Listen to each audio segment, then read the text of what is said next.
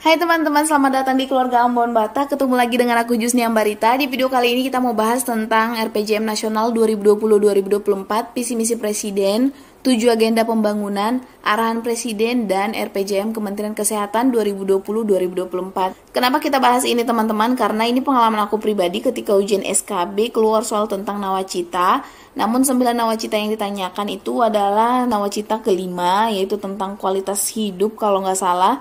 Nah, sekarang yang kita bahas ini untuk RPJM Nasional periode 2020-2024 dengan kepemimpinan Bapak Presiden Jokowi dan Bapak Ma'ruf. Jadi, yang kemarin 9 nawacita itu adalah kepemimpinan periode pertama di mana Bapak Jokowi dengan Bapak Yusuf Kala. Nah, ini aku ringkas sesederhana mungkin teman-teman. Kalau ada yang salah bisa diluruskan atau diperbaiki. Kita di sini sharing, bukan aku bermaksud menggurui, tapi kita sharing kalau siapa tahu atau kali aja ini keluar soal ujian SKB teman-teman.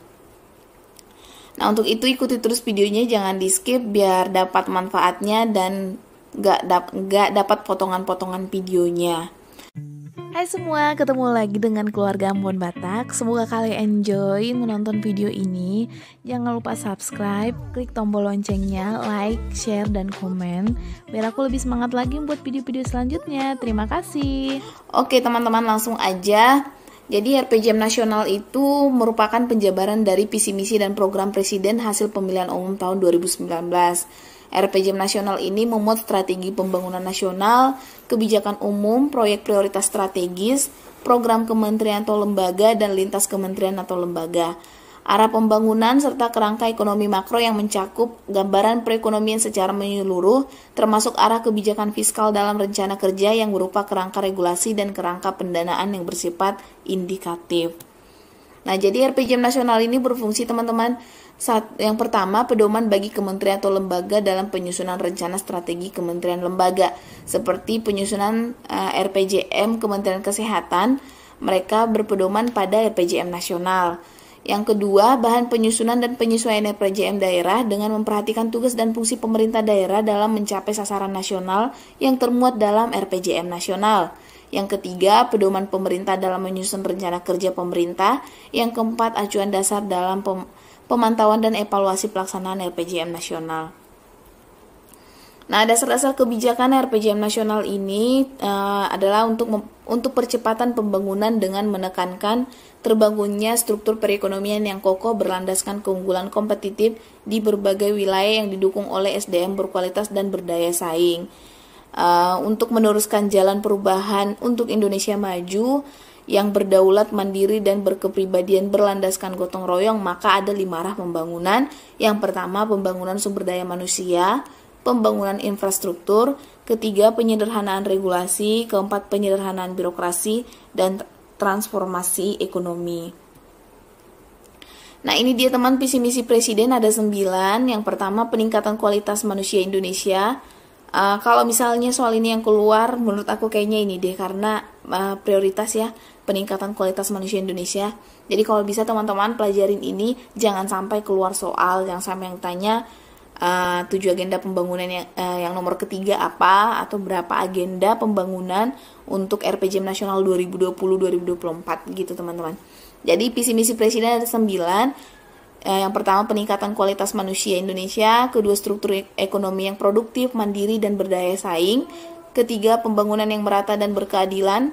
Keempat, mencapai lingkungan hidup yang berkelanjutan. Kelima, kemajuan budaya yang mencerminkan kepribadian bangsa. Keenam, penegakan sistem hukum yang bebas korupsi, bermartabat, dan terpercaya. Ketujuh, perlindungan bagi segenap bangsa dan memberikan rasa aman pada seluruh warga.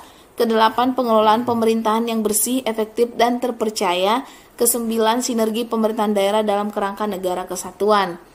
Nah, arahan Presiden ada 5 teman-teman, yaitu pembangunan SDM, pembangunan infrastruktur, penyederhanaan regulasi, keempat, penyederhanaan birokrasi, dan kelima, transformasi ekonomi. Ada 7 agenda pembangunan, yaitu ketahanan ekonomi untuk pertumbuhan berkualitas dan berkeadilan, kedua, pengembangan wilayah untuk mengurangi kesenjangan, ketiga, SDM berkualitas dan berdaya saing, keempat, revolusi mental dan pembangunan kebudayaan, kelima, infrastruktur untuk ekonomi dan pelayanan dasar, Keenam, lingkungan hidup, ketahanan bencana, dan perubahan iklim. Ketujuh, stabilitas Polhukam dan transformasi pelayanan publik. Nah, ini 9 nawacita menuju Indonesia hebat. Ini adalah ketika periode pertama di mana Bapak Presiden kita, Bapak Jokowi, dan wakilnya masih Bapak Yusuf Kala. Jadi ini yang lama, kemungkinan bakal ditanyakan yang terbarunya yang tadi aku bacain. Nah, pembangunan infrastruktur itu untuk menyambungkan infrastruktur besar dengan kawasan-kawasan produksi rakyat, kawasan industri kecil, kawasan ekonomi khusus, kawasan pariwisata, persawahan, perkebunan, dan tambak-tambak perikanan. Nah, untuk pembangunan SDM itu yaitu dengan menjamin kesehatan ibu hamil. Ini lebih fokusnya ke kesehatan ya, yang seperti ini, ibu hamil, kesehatan bayi balita. Jadi untuk menjamin kesehatan ibu hamil, kesehatan bayi balita, anak usia sekolah, penurunan stunting, kematian ibu, kematian bayi, peningkatan kualitas pendidikan, vokasi, membangun lembaga manajemen talenta Indonesia, dan dukungan bagi diaspora bertalenta tinggi. Yang ketiga, mendorong investasi, di mana untuk mendukung investasi seluas-luasnya untuk membuka lapangan kerja.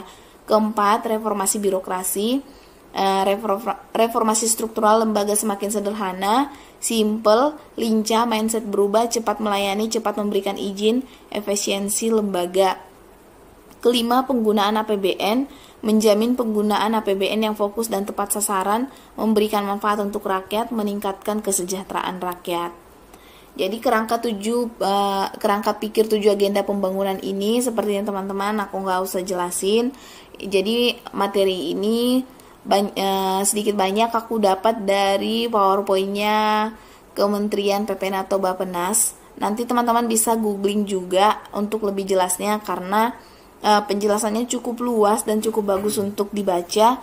Di sini aku ringkas yang kemungkinan soal keluar, teman-teman. Jadi di sini untuk kita latihan belajar kemungkinan soal yang keluar apa gitu.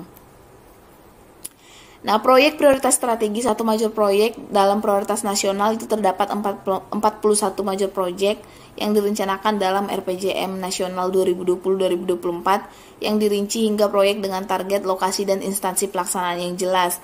Jadi kalau teman-teman pengen tahu bisa lihat dijelaskan secara detail di PowerPoint Kementerian Bappenas itu, Kementerian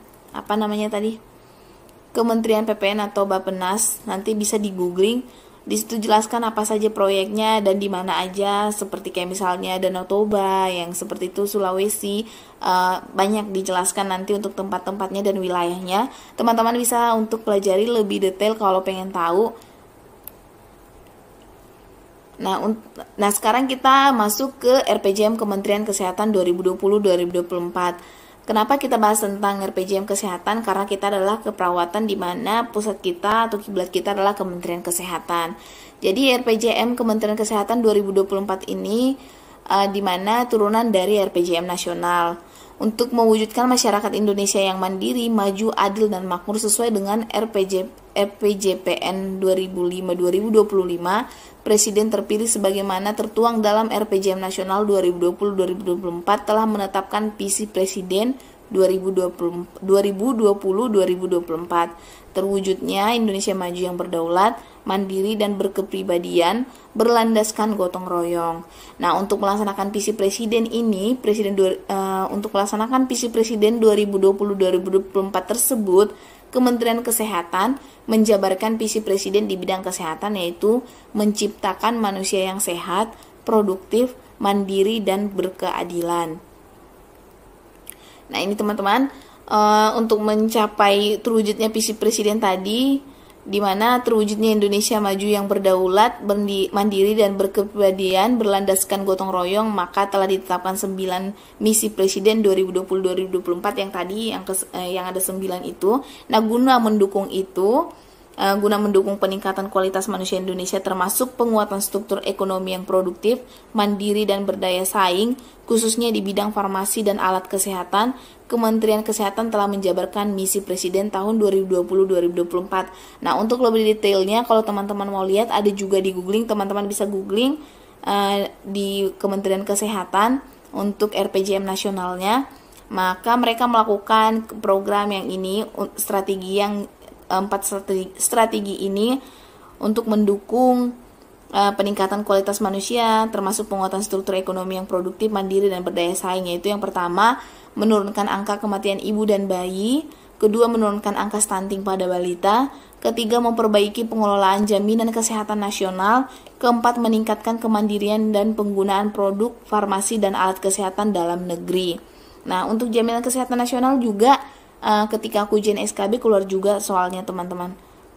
Maka pelajarin juga tentang jaminan kesehatan nasional atau tentang BPJS. Nah, untuk kategori program Kementerian Kesehatan ada 2 jenis, yaitu program generik dan program teknis, di mana diuraikan dalam program generik ini 3, yaitu program dukungan manajemen, kedua program pendidikan dan pelatihan vokasi, ketiga program riset dan inovasi ilmu pengetahuan dan teknologi. Untuk program teknis ada 3 juga, yaitu program pencegahan dan pengendalian penyakit, yaitu kalau teman-teman di puskesmas ada program P2. Terus yang kedua program kesehatan masyarakat, ketiga program pelayanan kesehatan dan jaminan kesehatan nasional. Nah, ini tujuan strategis teman-teman. Ya. Nah, tujuan strategis Kementerian Kesehatan ada 5. Ingat ini teman-teman tujuan strategisnya ada 5. Peningkatan derajat kesehatan masyarakat melalui pendekatan siklus hidup. Kedua, penguatan pelayanan kesehatan dasar dan rujukan. Ketiga, peningkatan pencegahan dan pengendalian penyakit dan pengelolaan kedaruratan kesehatan masyarakat. Keempat, peningkatan sumber daya kesehatan. Kelima, peningkatan tata kelola pemerintahan yang baik, bersih, dan inovatif. Untuk peningkatan derajat kesehatan masyarakat melalui pendekatan siklus hidup, maka sasaran strategisnya adalah meningkatnya kesehatan ibu, anak, dan gizi masyarakat. Nah, untuk penguatan pelayanan kesehatan dasar dan rujukan, sasaran strategisnya meningkatnya ketersediaan dan mutu fasiankes dasar dan rujukan. Untuk peningkatan pencegahan dan pengendalian penyakit dan pengelolaan kedaruratan kesehatan masyarakat, sasaran strateginya adalah meningkatnya pencegahan dan pengendalian penyakit serta pengelolaan kedaruratan kesehatan masyarakat. Nah, keempat, untuk peningkatan sumber daya kesehatan, sasaran strateginya ada 3. Yang pertama, meningkatnya akses, kemandirian, dan mutu kefarmasian dan alat kesehatan. Kedua, meningkatnya pemenuhan SDM kesehatan dan kompetensi sesuai standar. Ketiga, terjaminnya pembiayaan kesehatan. Tujuan strategis kelima, peningkatan tata kelola pemerintahan yang baik, bersih, dan inovatif. Sasaran strateginya adalah meningkatnya sinergisme pusat dan daerah serta meningkatnya tata kelola kepemerintahan yang baik dan bersih. Yang kedua, meningkatnya efektivitas pengelolaan litbangkes dan sistem informasi kesehatan untuk pengambilan keputusan. Nah, arah kebijakan nasional pembangunan kesehatan ini dicapai melalui 5 strategi yang tadi teman-teman, yaitu peningkatan kesehatan ibu, anak, dan kesehatan reproduksi. Kedua, percepatan perbaikan gizi masyarakat untuk pencegahan dan penanggulangan permasalahan gizi ganda. Ketiga, peningkatan pencegahan dan pengendalian penyakit. Keempat, pembudayaan gerakan masyarakat hidup sehat atau GERMAS. Kelima, penguatan sistem kesehatan. Oke teman-teman, seringkas itu untuk penjelasan materinya, untuk sharing materinya. Jadi sekarang kita ke pertanyaan, latihan soal, dan aku kasih juga jawabannya. Yang pertama, dalam RPJMN 2020-2024 dijelaskan visi misi Presiden yang berpusat pada pembangunan manusia.